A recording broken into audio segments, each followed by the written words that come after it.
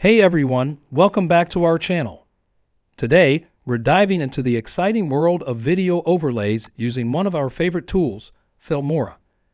In this video, I am going to show you how to overlay in Filmora like a pro. So, let's get started. Step 1. First things first, fire up Filmora and import your main video footage by clicking on Import Media and selecting your files.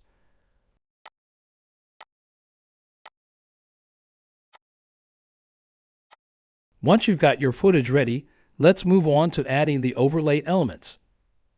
Step 2. Now, simply locate your overlay elements in the media library, whether they're images, text files, or graphics. Drag and drop the overlay onto the timeline, right above your main footage. Step 3.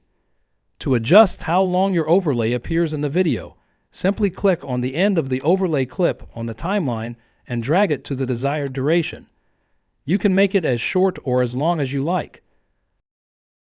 Step 4. Double-click your top clip on the timeline to open its video settings. In the video settings, look for the transform properties. There, you'll find the scale slider.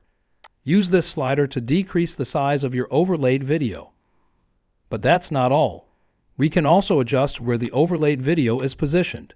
Click on the video and drag. You can place the overlay exactly where you want it in the frame. Step 5. Click on the compositing button. Now you can also opacity of the overlay video. Step 6. Before finalizing your masterpiece, give it a preview. Scrub through the timeline to make sure everything looks as you want it to. Once you're satisfied, hit the Export button, choose your settings, and let Filmora work its magic.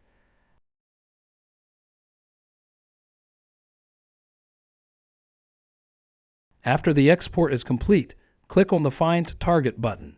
When you click on it, you will find your file.